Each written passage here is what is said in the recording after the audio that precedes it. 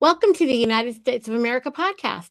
I am your host, Neethi Bali, and we are broadcasting live from the Food Church here on North Carolina.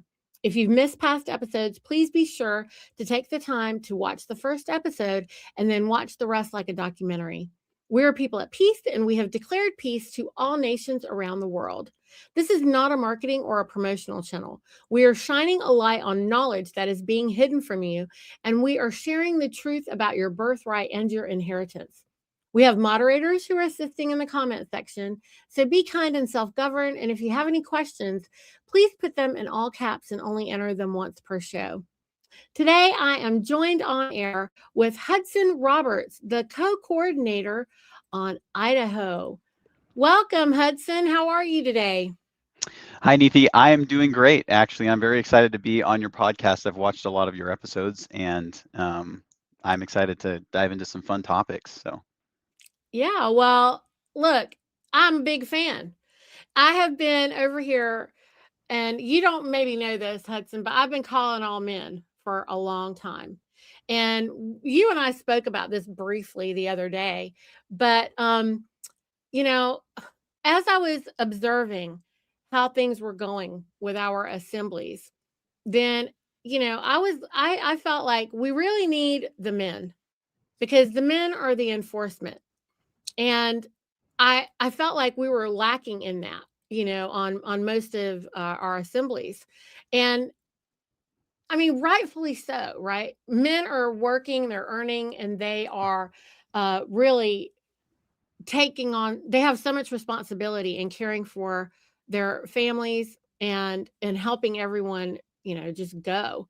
Women, we have historically always done the philanthropic work, and that is what we're doing here now. But I think it's time. It's time for the men, because everything that we were doing, I felt like we were coming to a head because we're Anna and the thousands of people that she has arrived here with, because she has not arrived here like some lone ranger. I mean, let's all be clear, Anna, when she went before the Pope and the crown, she did that with, you know, a group of 900. So this is not something that someone has done. This is something that many great people before us have been working on.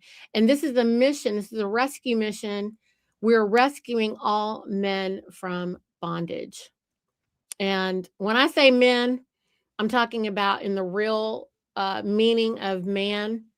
Um, everyone should go and reference their New York and Chicago Manual of Styles of English Grammar, because that is including men and women, but all of mankind. And so I stumbled upon one of your videos, and I was like, who is this? And I was so excited because it is so great to hear men speak about these things in the way that you were. You've really taken this really, really big conversation and made it easy for everyone to comprehend. And so I just wanted you to know I'm a big fan. Well, thank you, Neethi. I really appreciate your channel as well. The reason I created the Living Man podcast, and for those that are watching, you guys can find it on YouTube as well under the Living Man podcast. But the reason was specifically to try to help explain to my friends and family more of what I'm doing with the American State Assemblies, because I've had an experience that I think a lot of people have as they started studying American common law, where when you start explaining it to your friends and you start explaining it to your family, a lot of people think you're crazy, or a lot of people don't quite understand what you're talking about. And I finally realized that I just needed to hold a class at my house with all my friends and family that had questions, where we could sit down for an hour or two and like actually talk about it and go over it and go over like American history and all of that stuff. And when I decided to have that class, I was also like, might as well film it and put on YouTube. So that's what I did to start. And it's actually been really good because it has kind of helped me think about other ways to explain it to people. And especially because those of us that have really been studying this for a lot of years, we use words that so many people don't understand. I mean, even just saying de jure and de facto, like how many people know what that means? The rank and file. So we have to do our best, even though we have a significant amount of education that we've attained over the last handful of years. We have to do our best to still take that information and explain it to everybody that's watching our channels. So yeah, I'm excited to be here. Do you want me to go into that video you were talking about, about the knowledge debt analogy, or is there anything else you want to go Well, over right now? I don't know. A lot of my people in my audience may not know. I like to start with like what led you to Anna's work, or how did you find your way to the assemblies? Yeah, thank you. So to start, I was actually educated in the home. I was able to avoid doing, the public education system, which already taught me a significant amount of self-governance. I didn't even realize it growing up, but my own education was taught to me to be my responsibility from a young age. My mother taught me how to read and write and do basic math, but besides that, her whole goal was just to instill in me a desire to learn, and she did pretty well. And so, I don't feel any less in school now than I was when I was a kid. Um, and that made it so that I was already reading a lot, already studying a lot. And my dad, my father, my mother, um, they've always been very conservative, and they've raised me in Christianity. They've raised me to understand um, a significant amount of American history more than most. And so I feel like I was definitely primed for it a little bit, but the circumstance where I actually found Anna's work was a little bit crazy, um, or was what some people would call crazy. I had been on another state, living away from home for a while. I was actually kind of at a low state in life because I was engaged and it didn't work out. So I didn't end up getting married, and ended up coming back up to Idaho. But I rode with a friend of mine in a car, and he was like, "Hey, do you mind if we listen to this video?" And he was playing a video from Bobby Graves, I think was his name. You know who that is?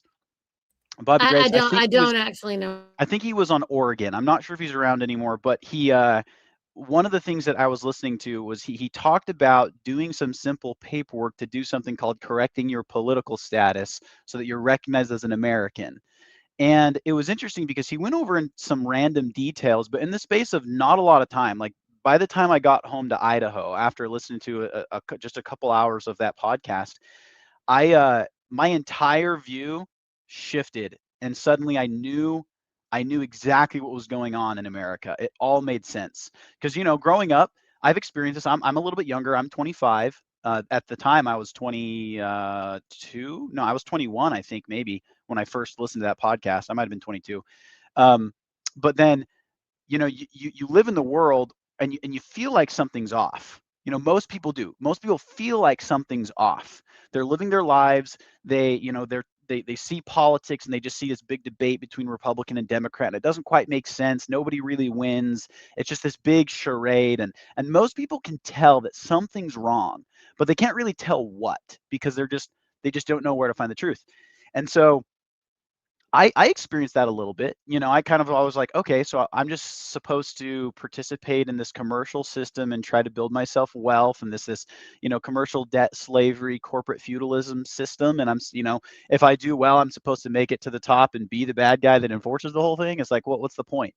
Um, and it all became so clear to me in just that short amount of time on that car ride, that by the time I got back to my home where my parents lived, my eyes were the size of golf balls, and I was like, "Mom, I need to explain this to you. I don't even know how to explain to you what I just learned." And instantly, I knew what to do. I got online. I found the Idaho Assembly website. I contacted David, the coordinator, and I was just like, "I need to learn. Like, tell me what's going on." And he pointed me the way of Anna, and I started reading all of Anna's articles. And the crazy thing about this is, sure, a lot of this is like an economic, political, social scenario and environment, but when it comes to my own like spirituality and just my own understanding, my own peace, my own emotional stability, like everything, I have not felt any loss of purpose, or not loss of purpose. I have known exactly what my purpose is since the moment I learned all this, which is crazy when you're talking about people my age and our generation, because most people are completely lost. And so one of the things that I always try to tell people is like, hey, obviously there's going to be some economic rewards eventually when it comes to the assemblies. But the biggest reward you're going to get is the peace that comes from knowledge of the truth. And that alone is worth all of the efforts that we're doing. And so, anyway, that was a long way to say that. I hope that wasn't too long winded. No, I mean, first of all, the gold doesn't matter without the freedom. And I really, really hope people comprehend what I'm saying. The gold matters not without the freedom. And right now, um, first of all, I'm just excited to meet 20-year-old men who are interested. And honestly, I said this to you before when you and I first spoke. You are the crystal children. Okay. You came here for this time. You were prepared for this, and in fact, I finally did finish your series, and I heard what you were saying about your episode 6. Um, and you even are saying what part of it is that you comprehend or your age group comprehends. But the difference between you and your age group is the fact that you do know how to do the thing. Okay. You do align with those of us from the older generation that you said know how to self govern, but don't necessarily or can't see the truth because they built their life around the lie. Or there's those like me who are also here for this time, who have never fit into the lie, couldn't even lie. Every time I tried to lie, I failed. Like it doesn't work for me. I couldn't make money on the lie. I couldn't I couldn't be institutionalized. And so, in fact, I did the complete opposite where the de facto they deemed me a self-proclaimed governing body. And that was before I even met Anna, but being able to have met her and then learn from her, I was able to then know the full truth of why I was able to do what I did. And that for me was an instant clarity of, oh, that's all. Oh my gosh. And also just just knowing that, and I said that to Anna. I said, no one knows that we're still operating in this draconian, feudal system. I mean, and so of course it makes sense. And now when I'm watching the law enforcement officers, with the war on drugs, I'm like, these are just two pirates fighting with each other. And we're in the middle of it all. And they're one side is trying to make us believe that they're the good guys, and that's the reason why there's this confusion about who are the good guys between the two of them, because they're both equally evil and both equally good if you're looking at it in that theatrical performance, right? But the thing that you said since then that I do want you to share, like, you said something profound. You were talking about the knowledge debt, and I was like, this is something I think men can get with. I think they Yeah. can hear it. So why don't you tell us about that a little bit? Yeah. So the reel you watched, it was like a 7-minute video. I This is a concept I had started to learn because I've had a lot of friends that were raised in the public education system, and not only because of that did they have some belief sets that I just recognized were just inaccurate to actual reality, but I also recognized it in myself that even though I was raised in the home and educated in the home, I had a pretty good method of self-educating. I was still very much influenced by my social life, very much influenced by social media, very much influenced by entertainment, video entertainment, specifically like Hollywood and movies and TV, all these things that are designed to get the end user to think a certain way. And I started realizing there was a significant amount of unlearning that I had to do before I ever was able to grasp the situation, how it actually sits in the real world. And so I was thinking about that in regards to economy. When I was a little bit younger, I had a good friend. His name was Terry Richards, and he was starting a business, and he was inviting me to come participate and work for him and everything. And he was giving me some life advice. I was pretty young. I was looking for mentors, and he one of the things he told me, he was explaining to me that, a lot of people will try to live it up when they're young, and instead of just doing the hard thing to make a little bit of extra money so you can start your life out not necessarily in a hole. And he said to me that most people start their lives out in a hole, um, specifically like with debt of some sort, or they're at least broke, and so they're not usually able to start off life making good financial decisions. And so he was talking about this economically, obviously, and there were some principles involved, and we could dive into that. That's not what we're talking about right now. But I remember, what I came to realize is that same principle of debt, or starting off in a hole, applies to knowledge. It applies to the mind. It applies to intellect. So a lot of people have these beliefs that, given the context of the lens they're looking through, make it so that they can't perceive the rest of reality. It's blinding them, if you will. And if you think of debt as the concept of having to pay something down before you can ever build up a savings, then a significant amount of the propaganda and the education that comes from the de facto is knowledge debt, because it has to be unlearned before you're capable of learning things in the proper context. Just a little example of this is Abraham Lincoln. Okay, I was raised as patriotic as you could be. I was raised to, the 4th of July, I was wearing the American flag as a cape. I was so into America and everything that entails, right? And one of the things I realized when I was started studying American common law is certain things that the Lincoln administration did that were actually totally terrible. But being raised, in America, even though I was homeschooled, I was taught to believe that Abraham Lincoln did everything perfect. Honest Abe, he was just like this great guy. I read a lot of books. I have a lot of his quotes. I thought of him as just like this hero. Um, and so one of the things I had to unlearn was the idea that any given person in history is either just totally good or totally bad. That usually there's a little bit of a mix of both, and usually the victor writes history.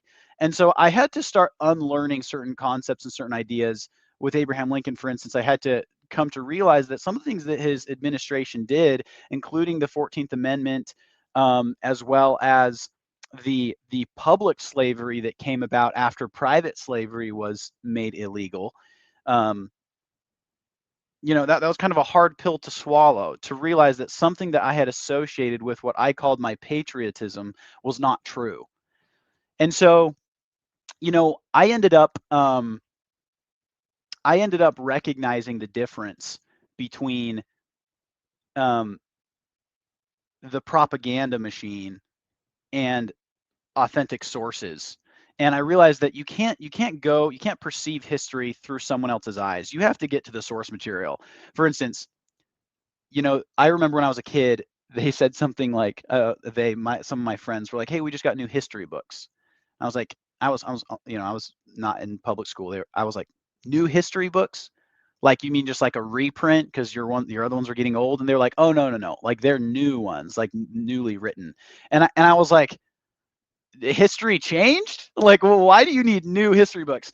And so one of the things on the Idaho Assembly, we encourage everybody to do this, and we actually study this on our Journal Assembly, is the the journals of the First and Second Continental Congress, which is like literally the minutes of the First and Second Continental Congress, and some of the minutes and the things that their assemblies put together. And so you're reading the source material and you're not reading somebody else's take on it. And so that was one of the things I've loved about Anna von Reitz's writings is she's going into actual history, and she's not just going into like the propaganda history that's produced in these, big textbooks and put into the public school system. Um, but that was kind of the knowledge debt analogy, is that there's been a significant amount of things that we've built up that needs to be paid down, that knowledge needs to be unlearned before you're perceiving the world through the proper context so that we can start doing the work that we're doing. And that's a tough thing to do. And so, sorry, I'm going I'm talking a lot here, but I have one more thing to say and then I'll shut up for a minute. There is a difference between what you actually know and versus what you only think. We have a social environment, and it gets worse in little niche environments like specific religions or schools or something. But generally speaking, as a society, we have an environment where it has become socially rewarding to know things that you don't actually know. Or it's become socially damaging to not know things that you should know. And so we have an environment where a lot of people will claim they know something that they don't actually know. And so the way I break this down is, whenever when it comes to everything in your head, you don't actually know something unless you know it to the level that you know you exist. Because if you don't know it to the level that you know you exist, then you don't actually know it. Now, you might think it or you might believe it. And is there a place for that? Like, yeah, there's a place for thinking things, out of everything that you perceive. You can make certain assumptions based on the data that you have, and something might be accurate. 90% of what you think might be accurate, but that doesn't mean you actually know it. And if you're actually perceiving, or if your pursuit is to gain all truth, right, and understand truth in general, then you have to have a method, right? You have to be able to be humble enough to recognize that some of the things you think are not accurate to reality. Again, Mhm. some of the things you think are probably not true. And so you have to have the humility to differentiate in your mind between the things that you know to the level that you know you exist versus the things that you only think. And then you always have to be taking that pile of things that you think that you don't know to the level that you know you exist, and you have to question it constantly and continually compare it against new data that you're receiving. And I've noticed that this is a process that most of society has been mentally trained out of doing, to where everything you think has to be what you know. And so people can't gain more information because they don't know how to sacrifice information that's incorrect that they've attained. Anyway, I'll pause. That, what you're talking about, Hudson, is the linguistics theft. Okay.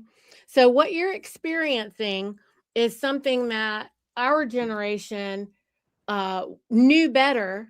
And for I don't know what reason, even our generation and our parents before us somehow have been talked out of I mean, on a large scale. I'm not saying that there are not still a few people who can agree with what I'm going to say next. Okay. But a vast majority of people have been systemically uh, talked out of, or brainwashed, or mind controlled out of remembering the truth aligns with morality. Okay. And lies align with immorality. And morality is objective, it is not relative the way that the orthodoxy or the corporatocracy wants all of you to believe at this point. When I say you, I just mean the future generation, right? The young people today. They have created so much chaos and confusion because that is the way the corporatocracy operates. Okay. And what they want is everyone to forget language, which is the reason why I had to start with the Chicago or New York Manual of Styles and explain to everybody that when I say he or calling all men or whatever, I'm calling all the people, actually, essentially. Um, Funnily, I offended too many people by doing that, but the men are the enforcement, okay? And there are only men and women. And there are just these basic facts that, you know, political correctness does not want us to acknowledge. And so on that theme, politics, political correctness is immoral. It is a lie. It is permission to lie. And anyone who operates in lies and bullshit will suffer needlessly, because knowledge of the truth is the only way to be set free. Can And I, so, sorry, can I add to that real quick? sure. So I was talking to you the other day, and I think this would be great for your viewers, but I said to Needy that that truth shall set you free. And she corrected me. She said, well, knowledge of the truth shall set you free. Because it's true, the truth exists, it's out there, but to ignore it does nothing for you. So it actually requires us to go and find it, to go and utilize it, and to understand it. Comprehend it, because we need to learn language again, because when you're understanding things, then you are standing under them, and we don't understand. I don't understand the words coming out of people's mouths. I comprehend things, but we don't understand. And this leads into our ability to communicate with the corporatocracy. They have trained us to use this uh, false language, because if we don't know what the words mean, we don't know any better. But ignorance of the truth is no excuse. Ignorance of the law is no excuse. And so that is the reason why, if you do not speak in proper English, and like, just think about what they're doing here with, the corporatocracy. They want everything to be abbreviated. They want everything, they are promoting slang. They are promoting all of these various dialects, and they're teaching people not to speak proper. Like on India, I'm from India, okay?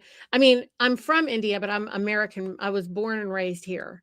But in India, what they're doing is they don't want anyone to speak Sanskrit. So they created Hindi and all these, hundreds of languages from Sanskrit, just like they've created hundreds of languages from Latin, right? But these ancient languages of Latin, Sanskrit, and other languages, they have a specific frequency that actually hold power. And when you use that language, it is a frequency that creates worlds. And they don't want anyone to know about that. And this is what you young men need to know, because we don't want to, like, what they want to do is erase those languages. They want to say, that's a dead language. Why should we care to know that anymore? No, these are the languages that create worlds. We should want to know them. They're trying to say that right now about Sanskrit on India, but all of the prayers, all of the religious texts are in Sanskrit. And so they aren't going to be able to get rid of it that easily. But it's the same thing for Latin, if you really think about it. And so one of the things that Anna is doing is educating us on the difference between Latin and all these various languages, and teaching us real American English, and the difference between American common law and just rando common law, because common law is common anywhere that it is, and it's different on every nation and on every county and on every township, right? So all these things matter, and it's really important. But the number one thing that we have to get everyone back on track with is that morality aligns with the truth, and immorality aligns with lies. And anybody who's walking the line, the fair and balanced people, that is 100% immoral, because you cannot be warm. You have to be hot or cold. You have to be yes or no. And so it's not true that there's anything besides a man and a woman. And if we allow people to speak these lies before us, we will suffer needlessly for it. And so we must acknowledge that. And as a young man, this is important for you to know, because you guys have to carry this forward.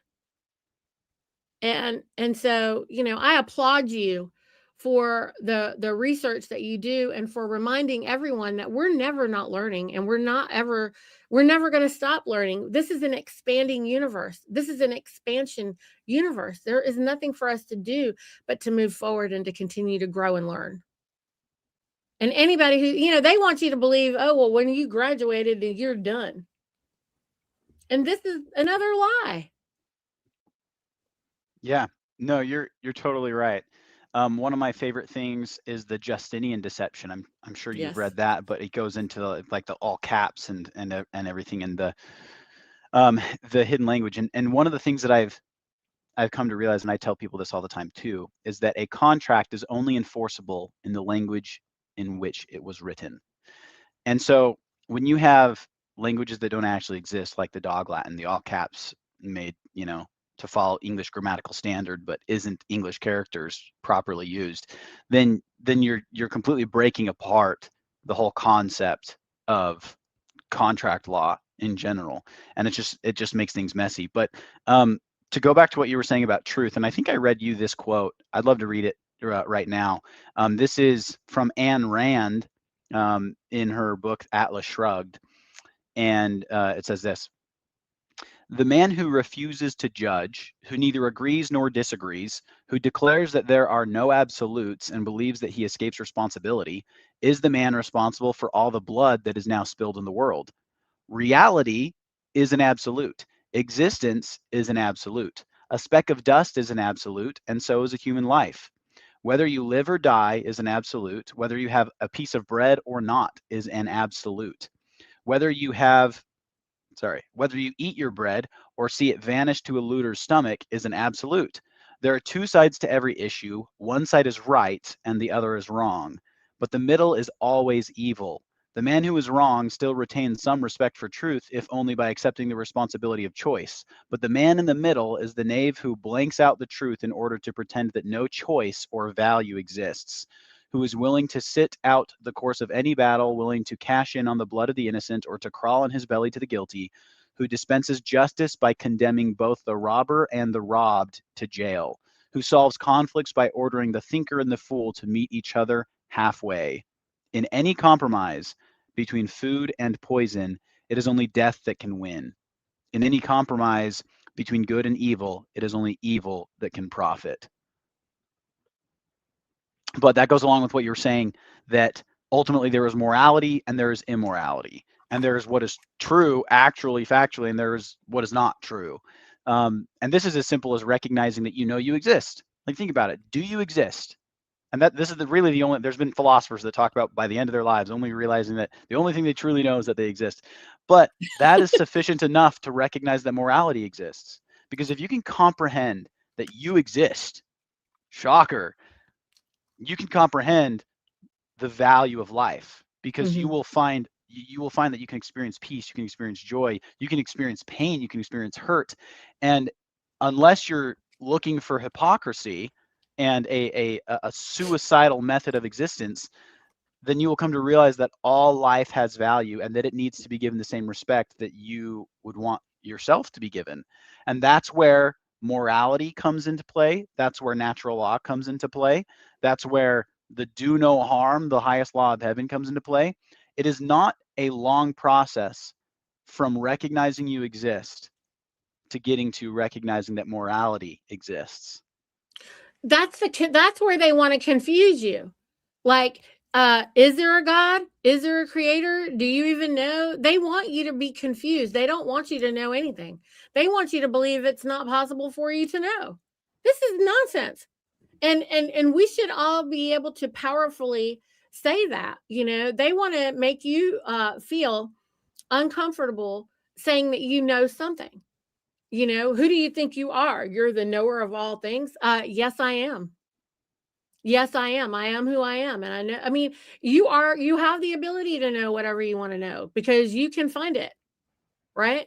Yeah, if it's true and it's real, it can be studied and it can be comprehended, right? The Correct. One of the things I say a lot too is everything that is true is just as true as everything else that is true, and everything that is false is just as false as everything else that is false.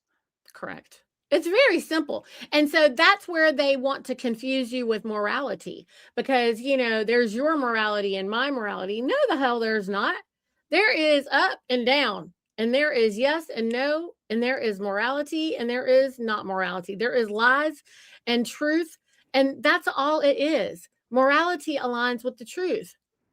So, they also want you to believe there's an opposite of love.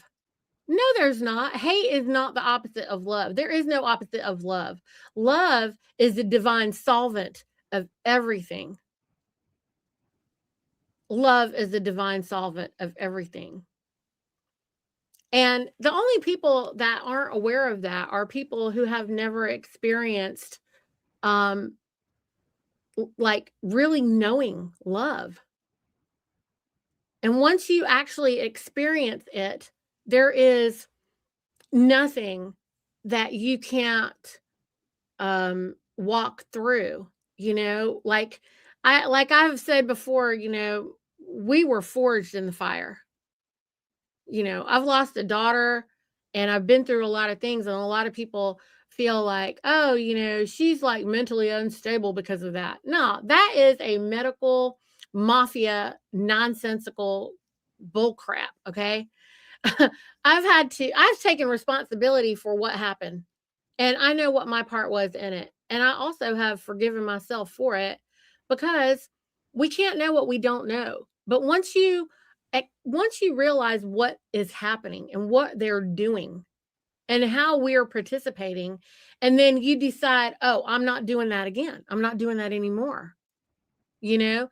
And then I don't have to wonder anymore, Hudson, right? Don't you think, like you said, you told me that when you were learning this, it was as if you were having a massive download. And I know what you're talking about, because I have had that experience as well, where it's all of a sudden like, oh my gosh, everything is so clean and clear.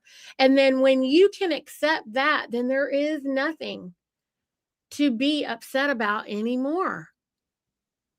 Once you know that there is nothing that you cannot know, I mean, you might need to research it, you might need to look, but you know that you can find it. You know that if it's real, it can be found, right? Like you just said. I mean, we're saying it a whole bunch of different ways. But once you have that knowing, I mean, would you agree or disagree that it makes it easy? There's nothing else more to argue about, because we just know everything's going to be, I mean, there's nothing serious going on here. We realized that people were hiding things, and now we know we can find it. And it's just that simple, right? Yeah. So I'm a big student of like biblical history in the Bible, and one of the things that I I realized, it was such a dumb realization. There is a verse in Isaiah that says, "Thy watchmen shall see eye to eye when the Lord will bring again Zion." And I'm not going down like Christian theology or anything like that, but one of the things that I realized is I was sitting there at one point reading that scripture, being like, "Who's the watchman? Like, who are they?" Because I was coming from the incorporated mindset of thinking of in terms of titles, like, oh, the watchman is a title or an office, instead of realizing that, oh, those that watch. The watchman is just those that watch. And when I had that recognition, I was like, oh, so those that are looking will see eye to eye, because those that are looking will know because we looked. Like, it's that simple. And it's not as, I don't know, it's not as confusing as the world makes it out to be. We come from this incorporated mindset, and you kind of touched on it before. I mentioned this in my video, about how there's a difference between the generations, right? The older generation, my parents' generation, tends to tends to be more capable of self-governance. They're better at doing things. They're better at, like, I guess, taking a grip of their lives and moving it one way or another. But they tend to have a hard time seeing the truth of things, because they've, like you said, built their lives on the lie. Or they've smelt the dead body in the closet for a long time, and they've ignored it to the point that they don't even want to come close to addressing the issue because it's just gotten worse. Um, Whereas my generation, for the vast majority of them, you start talking about these things and it's like, oh, yep, yep, that makes sense. I've seen it. It makes sense. It all clicks. It all clicks. But then they're like, okay, good, let's do it. And then they sit there still.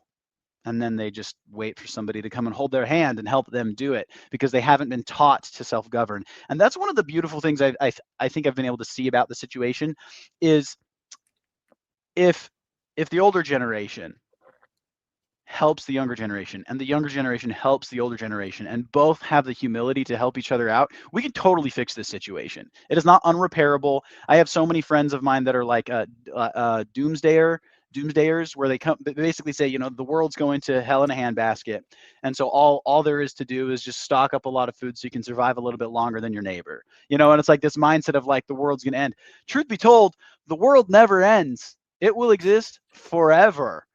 And we have an endless amount of history in the future to see, and we have a significant amount of work that we can do, and we live in a day almost bigger, if not bigger, than the printing press, where it's only been a couple generations, not even a full generation, since we had phones and the internet to share information instantly. And it's making it so the de facto cannot keep their lies under wraps. Like, information is everywhere. The only thing they can do is try to distract people by dumping a lot of useless information in with it, so we get a little bit distracted. But if you know how to look for what is true, and you've had the experience of recognizing that, yes, there's truth, then it becomes crystal clear, and there's really nothing, like you said, that you can't come to comprehend. You're a little bit better at that than I am. Come to comprehend. And because of that acquisition of that truth, you can experience a significant amount of joy, you can experience a significant amount of peace, and you can be made into someone who is able to help society in a significant way, help your family in a significant way, bring people peace, bring people security, bring people knowledge that things are going to be okay. We're going to fix the situation. The de facto, it's a snake with its head cut off. It's thrashing around, but it's dying. Mhm. Well, your generation, from where my observation lacks the hands-on. I'm not saying that all of you, like, you obviously know, okay, and you know how to get in there and get it going.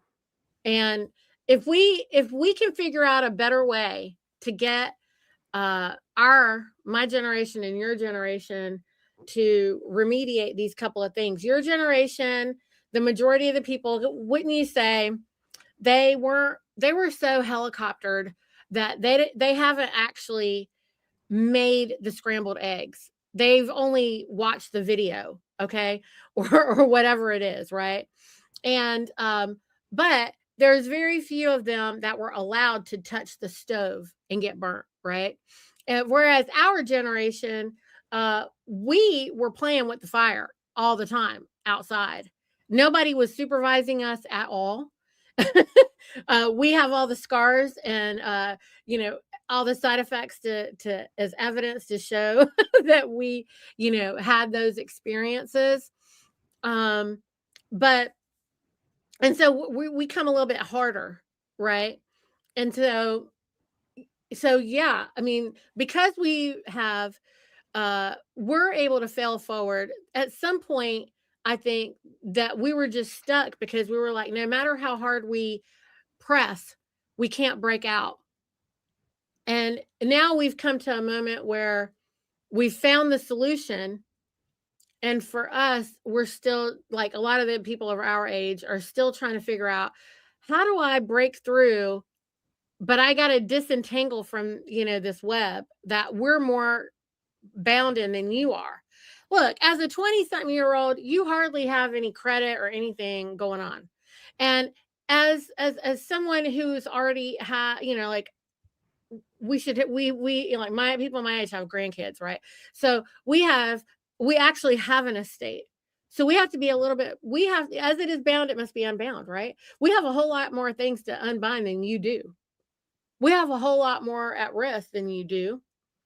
And we also um are more fearful of not making it to, you know, when GFG opens or whatever. You follow what I'm saying? But if we all get together, like what we've done, my husband and we made a deal with our progeny. Because I have a son who's your age, okay? Well, he's a little bit younger, but he's around your age, right? And so my daughter is just a little younger. And we made a deal with them. We asked them. We said, okay, you can follow this path, because we unschooled and homeschooled our son and daughter as well, okay? And so we told them, you can follow this path that we're on. We want to buy some land because, I'm first generation born here, right? So my parents came here with nothing. And so they just got to the point where, okay, well, they stabilized us here, right? But we need to get the land, right? So I told them, I said, we can buy land as a family and we can work various enterprises on the land. And we went over all the benefits of that. I gave the example of the traditional American homestead. This is how America was before it was industrialized, before the 20s. In the 20s, what they did was they passed this thing called the Flexner Report. That was by Rockefeller and the Rothschilds. They put together, this man named Flexner did a report where they centralized all the systems. Okay. And this is all to centralize it around banking. But before that, we had tradesmen. We had skilled tradesmen. America was built on skilled tradesmen. There were no banks because what they operated on was guilds. And so they didn't need banks. They operated on guilds and they operated with their word. This is something people need to study, okay? And we can get back to that. Because when you have skilled tradesmen and they're trading things, then skilled tradesmen only have to work as much as they need to earn whatever it is that they need for themselves, which whatever you might need just for yourself or your family is really not that much. And so you don't have to work yourself to death for that, And we just, that's where Anna's trying to get us back. She wants to get us back to where our land is ours before we were usurped. There's no reason we should be taxed on something that's ours. And so Yeah. we just, what we need to do is get everything back to what is simple and get back to honor. Yeah, no, you're absolutely right. The property tax is, I say this to my friends all the time, is the root of all evil, but it actually is, because every bit of the corporate structure rests on all of the people that support it, right? And so if you create something like a property tax, what you're doing is you're making it impossible for people to live outside of your commercial structure. If you have the ability to own land and it won't be taken from you because it's your land, you can live off the land. You can live outside the system. You don't need very much. Like you said, you need, food to eat, which most of it you could probably grow. And so that's one of the amazing things about what Audubon Rights is doing, and about the Global Family Bank, and making sure that we have our assets claimed, and making sure that it's set up so that, it's really weird. I've had a lot of people kind of hate on me a little bit for doing what I'm doing. But it's weird because they're also people who claim to be like super conservative and American, and um, they'll even talk about how corrupt the government is, the de facto government, and how it's going to collapse and it's all going to go downhill. But then it's like, the moment somebody is like, okay, that being the case, let's do something about it. Let's set this up. Let's make sure that we have our paperwork in order, so that when the de facto fully collapses, there's someone there, to make sure that the entire economy doesn't collapse. And so that's one of the things that I've loved about Audubon Wright's method and everything. Can I read my poem? I want to hear that, but may I make a comment about what you just said? Yeah, go for it. So, what you're referring to is the moral outrage.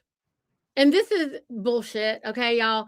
So the moral outrage of, because they built their lives on a lie. These conservative people that you're talking about are the ones who believed in the lie, built everything on the lie, and now they are they're kind of angry that Anna they are feeling, they're receiving this truth as us calling them liars. And that's the ego. It's an ego problem. And what they need to be able to do is get past all of that. That ego, the reason they have the ego is it is a mask. It is their guard. It is what they built around them to protect themselves from all of the abuse of the masters.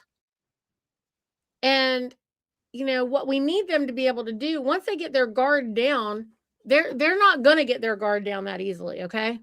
Because they have taken the real hits because they did touch the real stove. Unlike y'all's generation that just virtually did a lot of this stuff, our generation actually did it. So, I mean, we were the crazy ones that were, jumping over each other with our bikes and the logs. We would make our own little ramps and we would actually do it and we would run over each other and stuff. Okay. So y'all weren't allowed to really go outside and do that. I mean, most of that generation, I'd say. So, um, it's the moral outrage. And if we can just help people, if we can just soften them enough for them to really uh, find a way to believe, no, not believe. We want them to know what Anna is saying is true. And so part of the reason to call all the men is the men are going to test it, right? Because y'all are like, okay, if you tell me that there's something out there that's called a free man, I'm going to test it. I want to know how to do that, right? Y'all are going to test it. Women are probably not going to do that easily.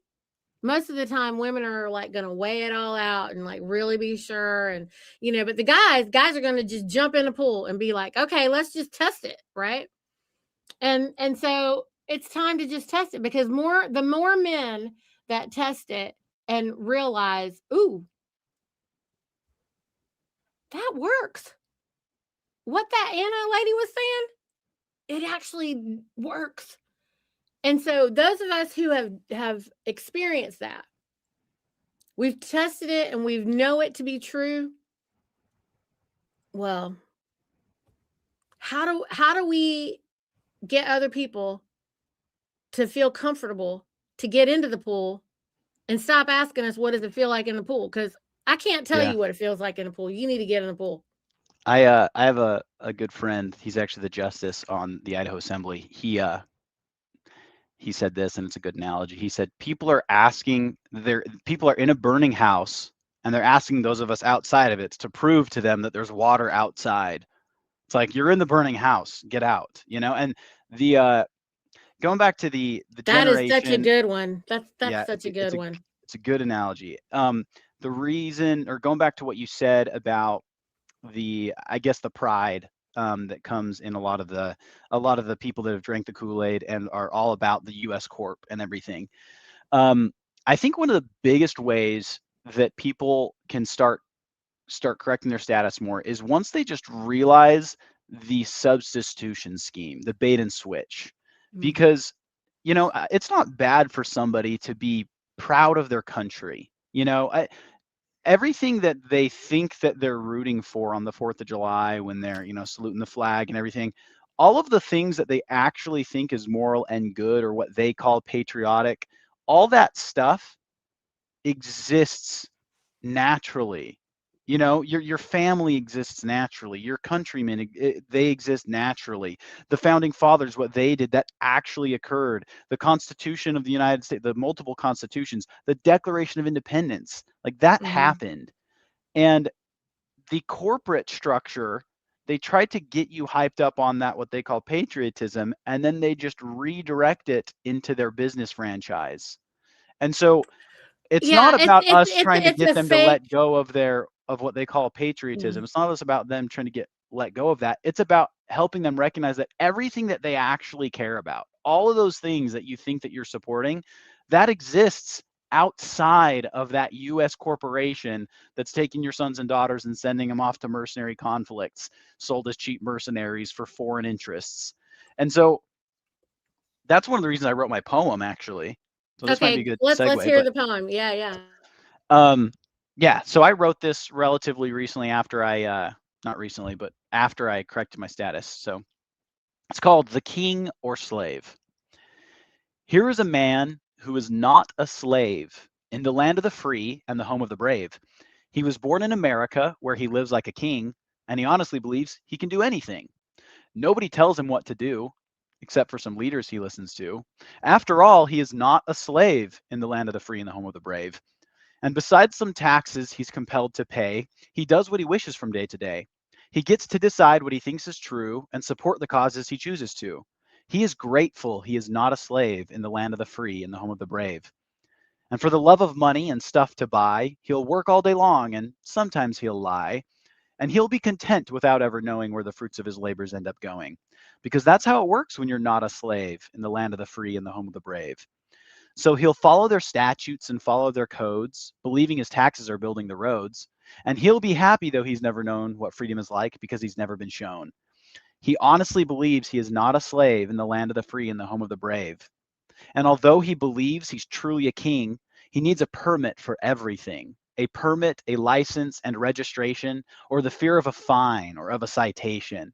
Yet he goes on believing he is not a slave in the land of the free and the home of the brave. So without ever thinking what his taxes support, and because no one wants to fight it in court, he'll go to church and worship God, and then go to work and add to the fraud. But it's no sin because he's not a slave in the land of the free and the home of the brave. So to you, my friend, I pose this riddle. Is this man free, or is he free just a little?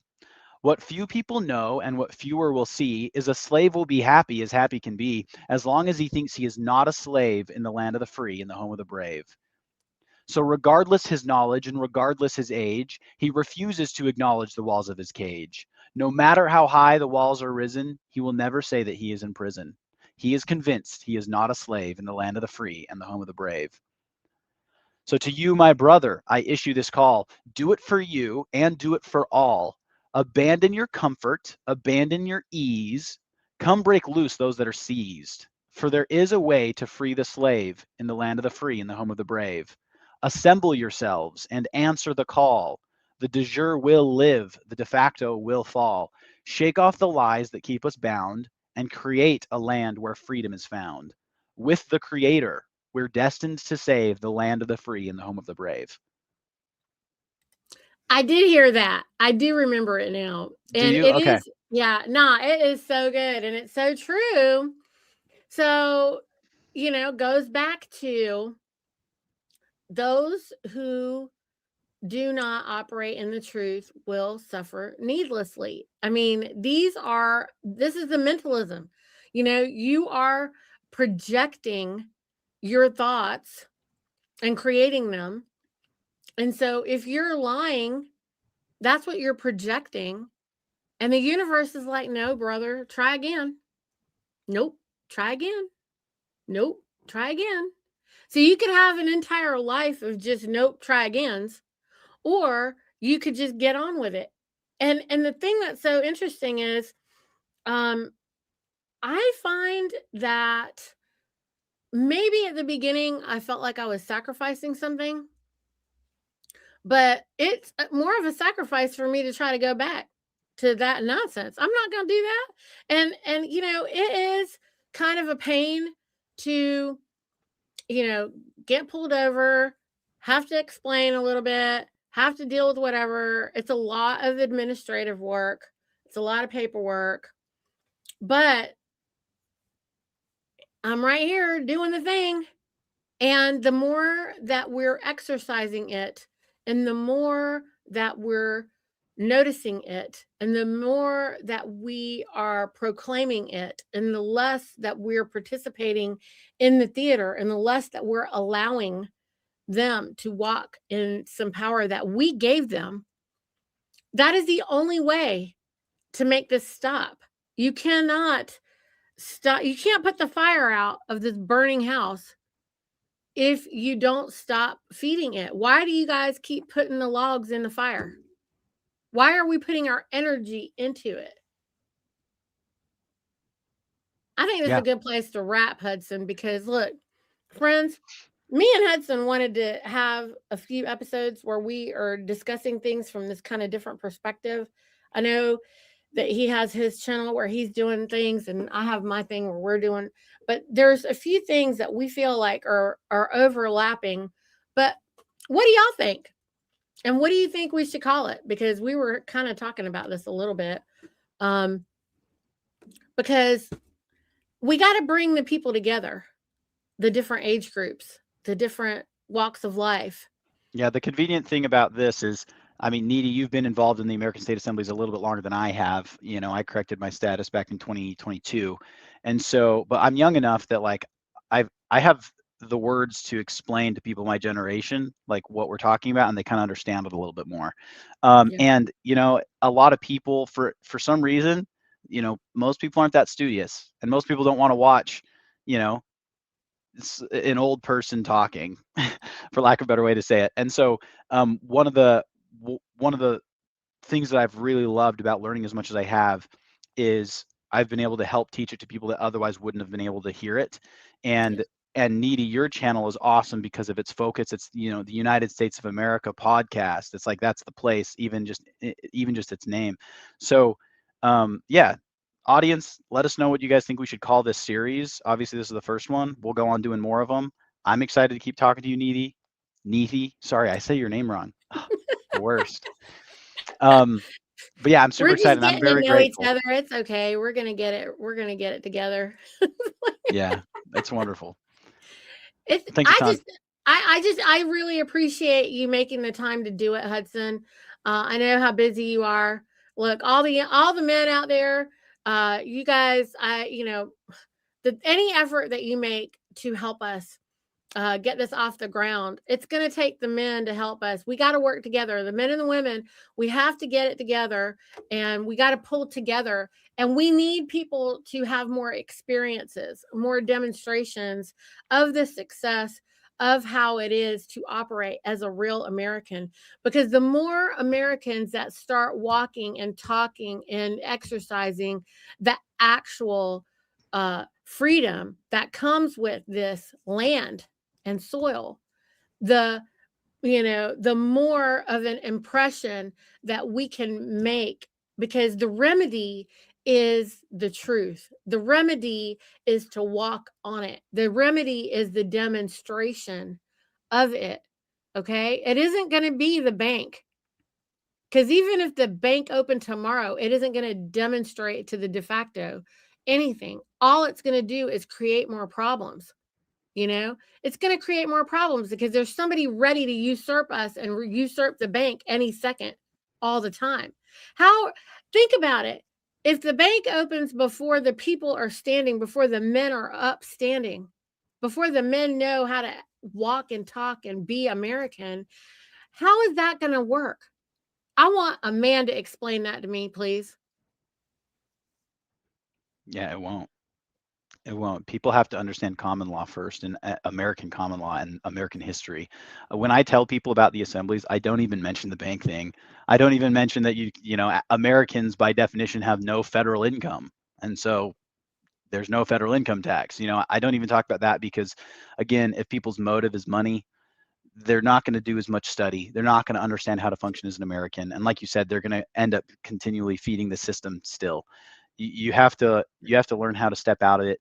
And like you said, it's more of a pain. I had somebody accuse me of like changing my name, like, oh, you changed something about yourself. And I was like, you should just be authentically what you actually are. But the irony here is actually in reverse. Is like, no, I was actually factually born within the physical borders of an American state of the Union.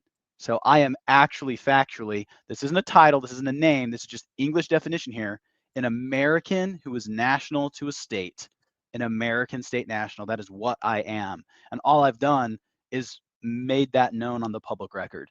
And so, 100%. 100%. And so this is why I'm calling all men. I want all the young men who are out there who have been thrown out by the corporatocracy, run over back and forth over and over again, who are out there supposedly just made to, you're never going to get anywhere. Not the corporatocracy way, you're not. You know, they don't even have a possibility of you being able to retire off that hamster wheel the way they have it set up for young men and women today. No way. We won't allow our son and daughter to go to any university. We wouldn't allow them to go into their education system. Those are our yeah. enemies. Okay? The enemy is the ones who are trying to take our son, our daughter, and turn them into their blood money makers. No, no, thank you. We're going to say no. Yeah, And you're right. and so Hudson, I really appreciate your time today. I know that you're doing this in the middle of your workday. I want to honor your time, and I thank you and praise you. And next week, I'm taking a break. It's an Easter break. It's actually also my daughter's born day. She's going to be turning 18, so we're going to be with the Exciting. family and celebrating with the family. And so I'm taking a break from everything next week.